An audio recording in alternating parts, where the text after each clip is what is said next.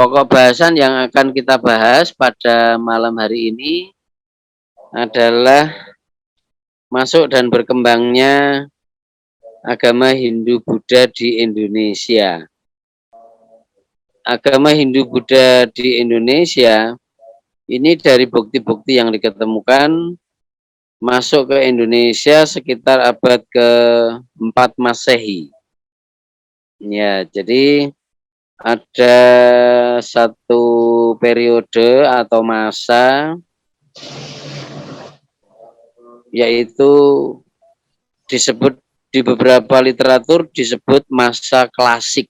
Ya, jadi masa klasik itu adalah periode mulai masuk dan berkembangnya agama Hindu-Buddha dari India ke Indonesia. Nah, ini kurun waktunya antara abad ke-4 hingga abad ke-15 Masehi. Jadi cukup panjang, ya, selama 11 abad lebih agama Hindu-Buddha ini diyakini oleh mayoritas bangsa Indonesia.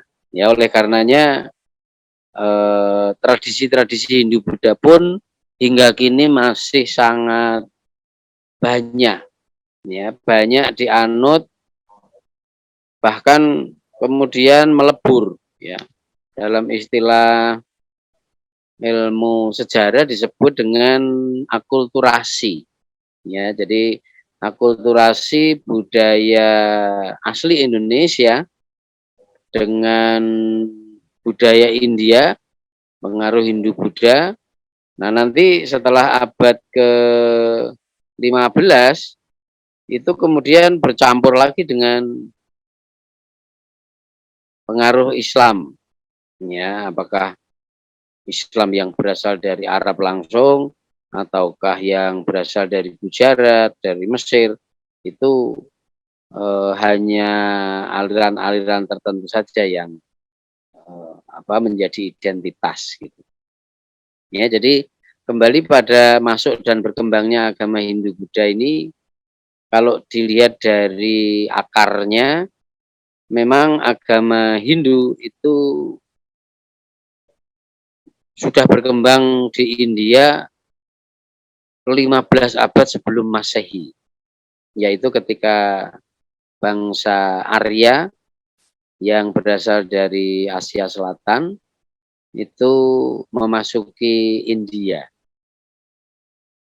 Nah, jadi bangsa Arya ini adalah bangsa kulit putih, sedangkan orang India mayoritas sebelum masuknya bangsa Arya di India itu berkulit hitam, ya. Nah, itulah yang kemudian melahirkan percampuran orang India yang sekarang, ya. Sekarang orang India sebagian berkulit hitam, sebagian sudah berasimilasi begitu, sehingga ya mungkin secara fisik orang India mirip dengan orang Arab, mirip dengan orang Eropa. Tapi untuk India asli, dari beberapa penelitian menyebutkan orang Dravida itu, ya, orang India asli. Orang Dravida ini ciri-cirinya berkulit hitam, bermata bulat, kemudian berambut ikal, ya, kemudian hidung besar gitu ya. Jadi mungkin kalau kita menelusuri tentang sastra di India itu, figur orang India asli itu seperti Rabindranath Tagore, ya, itu salah satu sastrawan asli India, ya, Rabindranath Tagore gitu. Itu mungkin sangat populer di India. Nah, kembali pada proses masuk dan berkembangnya ini, para ahli kemudian melakukan penelitian dan menghasilkan beberapa hipotesa. Ya, hipotesa itu ya kalau betul-betul benar menjadi teori. Tapi kalau hipotesa ini datanya kurang lengkap ya semacam dugaan gitu, ya, prediksi. Nah, dari beberapa hipotesa dalam ilmiah sejarah disebut teori ya. Ada teori Brahmana, teori Kesatria, teori Waisya maupun teori Sudra. Tapi kemudian berkembang lagi ada teori yang disebut dengan arus balik. Nah, teori arus balik ini deskripsinya adalah bahwa agama Hindu-Buddha itu masuk ke Indonesia karena adanya kemauan, ya, kemauan orang Indonesia untuk mempelajari agama Hindu-Buddha, sehingga beberapa orang Indonesia ini justru belajar ke India. Ini dibuktikan dengan adanya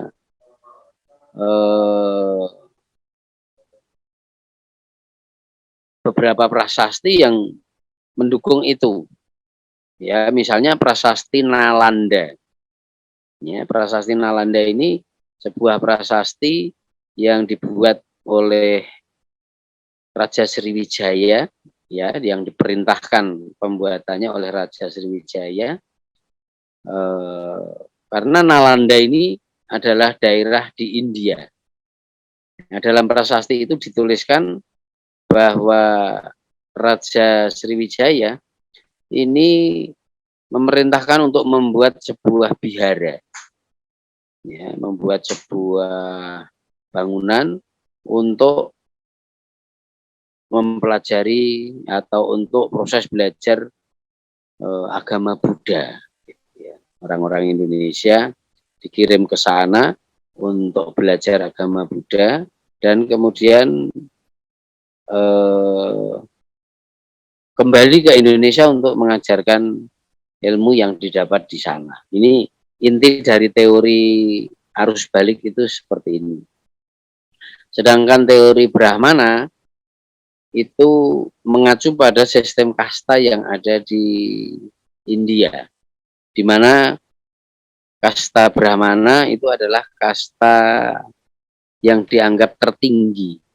Ya, dalam sistem sosial agama Hindu, masyarakat itu paling tidak terbagi menjadi 4 kasta.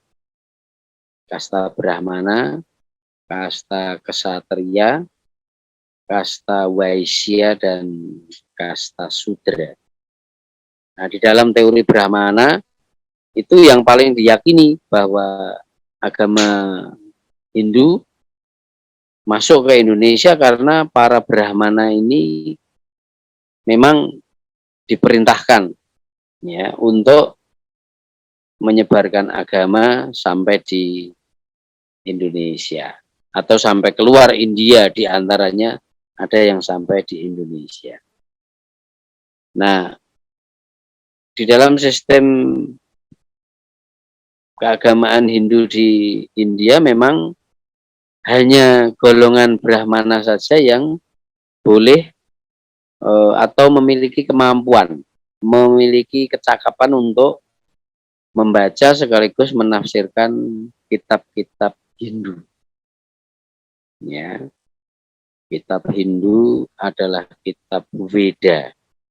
Ya, ada beberapa jenis Veda, ada Rih Veda, ada Sama Veda, ada Yajur Veda, dan Atharva Veda. Ya, jadi 4 kitab Veda ini punya fungsi yang berbeda-beda, tapi itu diyakini sebagai kitab suci bagi pemeluk agama Hindu.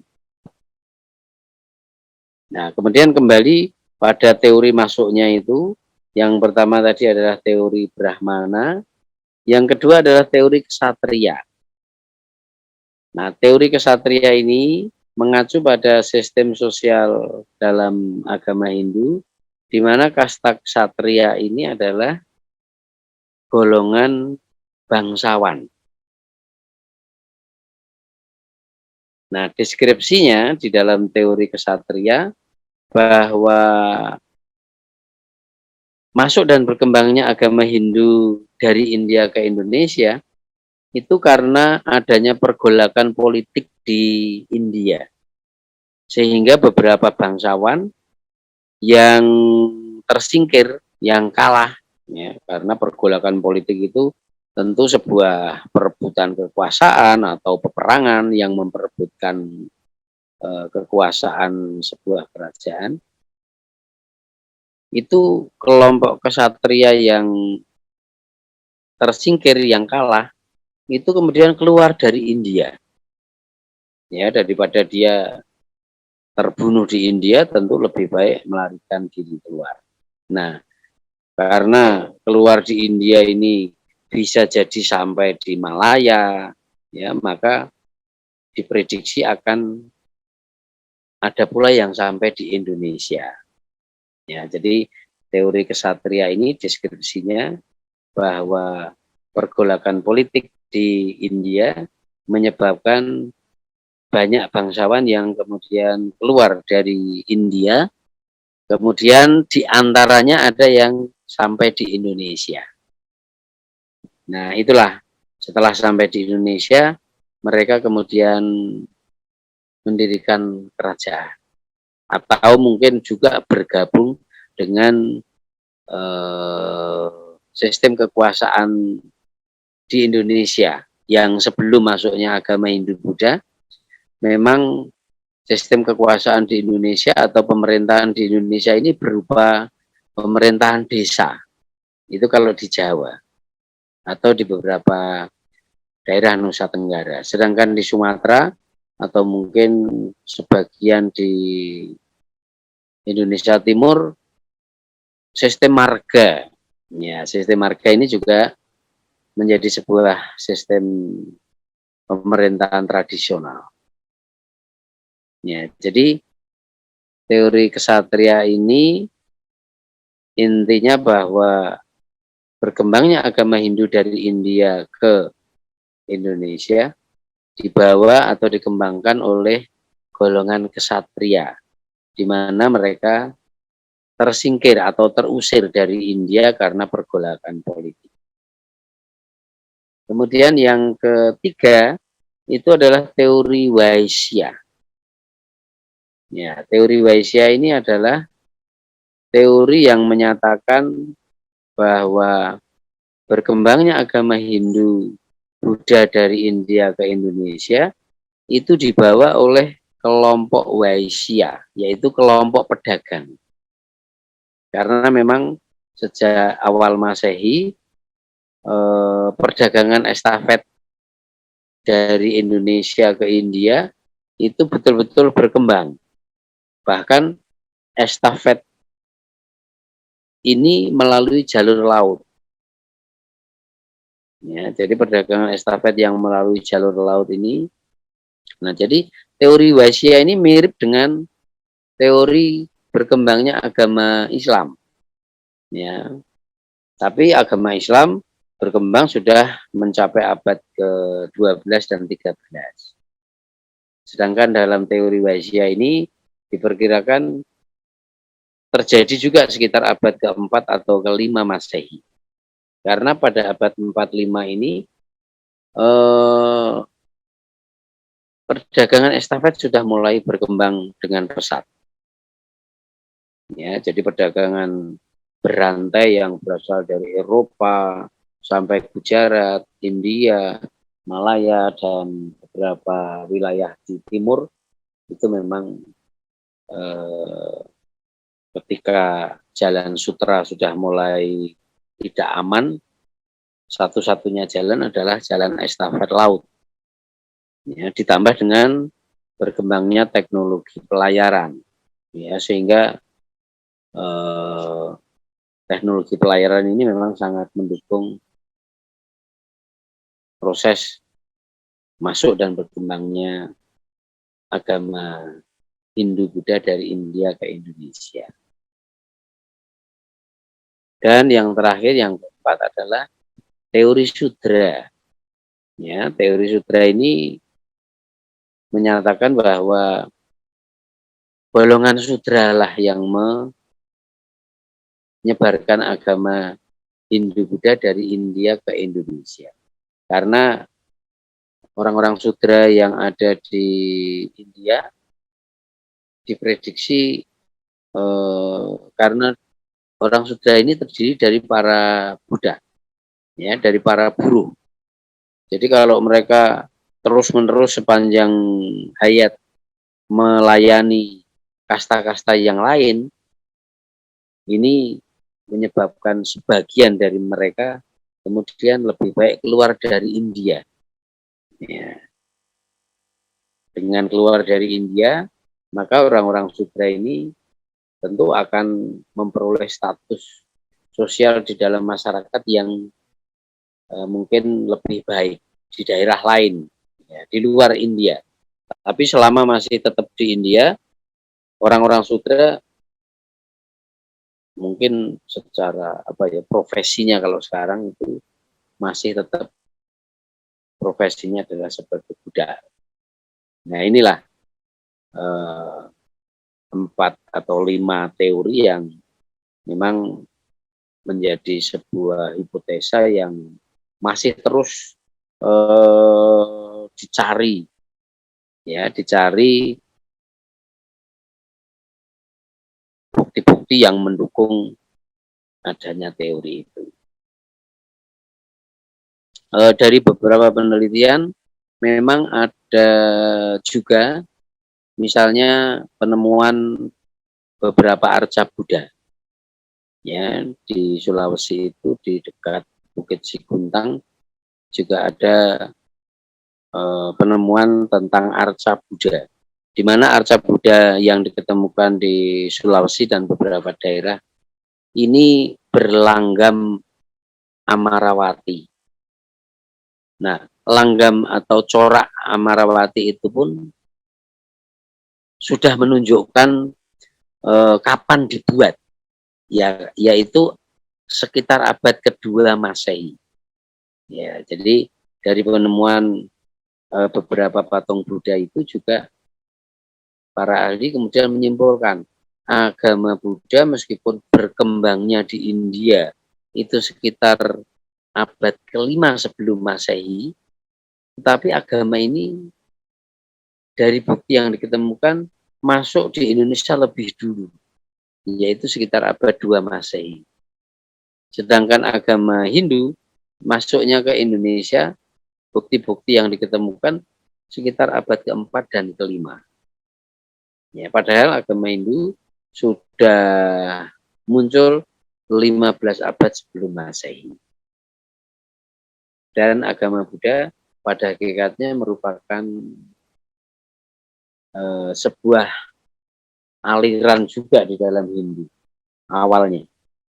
Ya, karena agama Buddha mengoreksi beberapa hal yang dianggap kurang baik dalam agama Hindu. Antara lain adalah sistem kasta itu sendiri. Ya, oleh karenanya dalam agama Buddha itu tidak ada pembagian masyarakat berupa kasta. Ya, jadi tidak ada orang beragama Buddha kemudian berkasta Brahmana, begitu tidak ada. Ya, jadi dalam Buddha ini siapapun punya hak dan kewajiban yang sama. Ya, itulah maka kemudian agama Buddha juga menjadi menjadi penyegar, ya, dari mungkin lamanya agama Hindu berkembang itu. Kemudian munculnya agama Buddha yang dikembangkan oleh Siddhartha Gautama pada abad 5 sebelum Masehi ini, kemudian cepat memperoleh pengikut. Ya, meskipun kalau di India ya tidak sebanyak agama Hindu, tidak sebanyak penganut. Pertemuan pada malam hari ini cukup. Pada pertemuan mendatang kita membahas tentang beberapa perbedaan peninggalan-peninggalan fisik Hindu dan Buddha di Indonesia. Ya, terima kasih kebersamaannya. Billahi taufiq wal hidayah. Assalamualaikum warahmatullahi wabarakatuh.